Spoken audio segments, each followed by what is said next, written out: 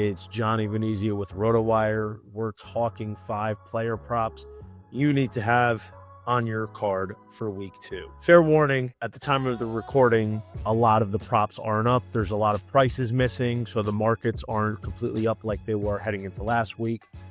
But if you remember, week 1 was an absolute smash. Hit every single one. The only one that we missed was Chuba Hubbard over 60.5 rush yards. He came a couple short, and that's because he basically sat out the entire second half of the week of the game. But we are coming for blood again in week 2.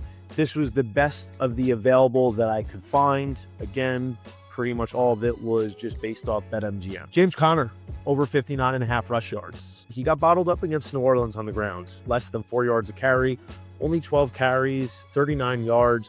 But I think James Conner is going to be set up for success here in week 2 at home against Carolina. If you saw the against the spread video, I like the Cardinals to cover the 6.5 at home. If that happens, based on the numbers, Arizona should be playing with a lead, which means there could be a lot of opportunities for Conner to rack up some yards. I think ultimately because Carolina was just a disaster against the ground game last year. They allowed the most rush yards in the NFL, and they didn't really start out too well in week 1, allowing 143 to Travis Etienne, turning back the clocks here. I think James Conner is getting a lot of opportunities. 59.5 seems a little bit light. This could ultimately be a ladder play, maybe even something if you're looking like Trey Benson at a short number when that comes out as well. Let's go back to the under here. Kyren Williams, 77.5 yards. The Titans defense bottled up Denver's ground game for the most part in week 1. Outside of an RJ Harvey 50-yard run, the Denver Broncos didn't do a lot on the ground. So that 50-yard run obviously messes with the averages. You're going to be like, well, what are you saying? You know, Denver had 30 carries for 150 yards on the ground. You know, the 50-yard run changed a lot. But for the most part of the game, the Titans were able to bottle up everything on the ground. And that's mostly because of Jeffrey Simmons just being an absolute animal. I think a lot of that same sort of sentiment could carry over. We were all over the Kyren under last week with yards against the Texans. The Texans have shown that they have had a really good defense against the run, but I think the Titans, despite being one of the worst run defenses last year, it's going to flip this year. I think they're going to be able to hold Kyren down. I know on paper, the Rams should be playing with the lead. They're a big favorite in Tennessee. Therefore, Kyren can get a lot of touches, which could ultimately help his yardage. I think 77.5 is a little bit high. I think I'd probably play this down to like maybe 75.5, possibly 74.5. What I would probably end up looking for if you want a Kyren over is something along the lines of the carries.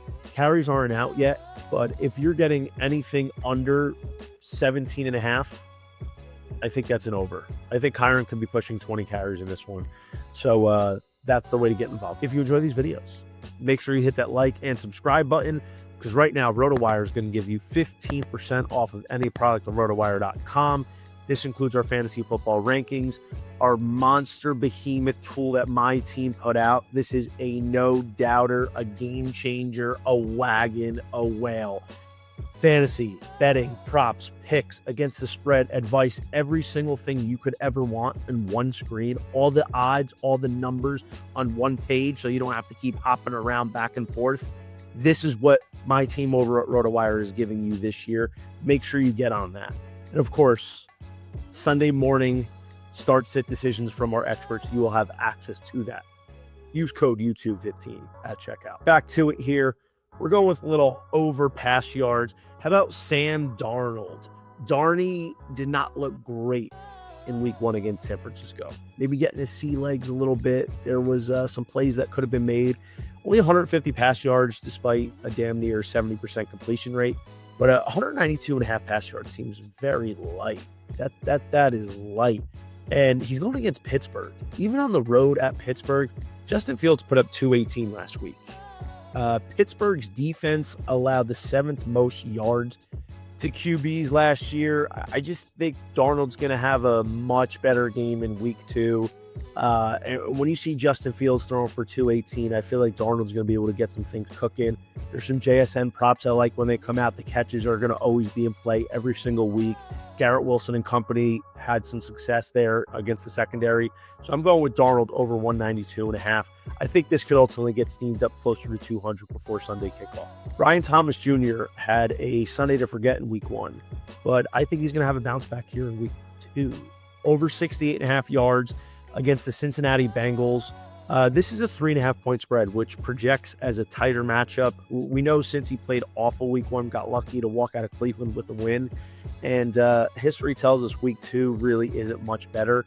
But I still think a decent part of the game, it's going to be a pass-heavy game script for Jacksonville. Jacksonville got up really big and, stopped throwing the ball in the second half.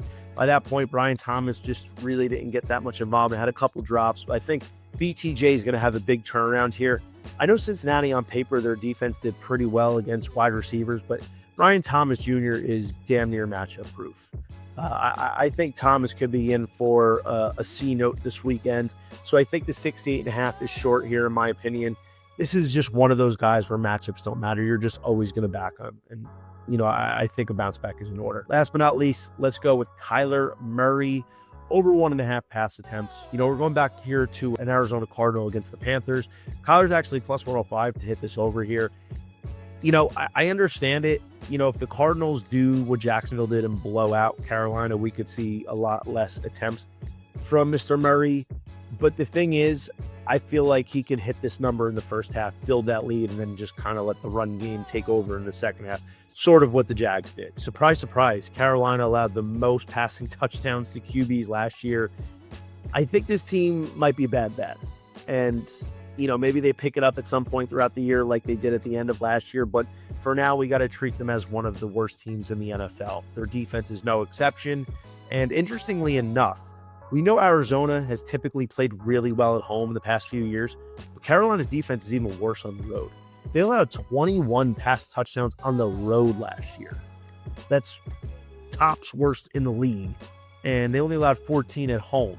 So I feel like Carolina is due to give up a big game for Kyler Murray. So getting that at plus money is certainly interesting. I feel like chances are you're probably going to have to get this done in the first 2.5, maybe 3 quarters, depending on the game flow here. But I like Kyler Murray here at plus money to get 2 passing touchdowns.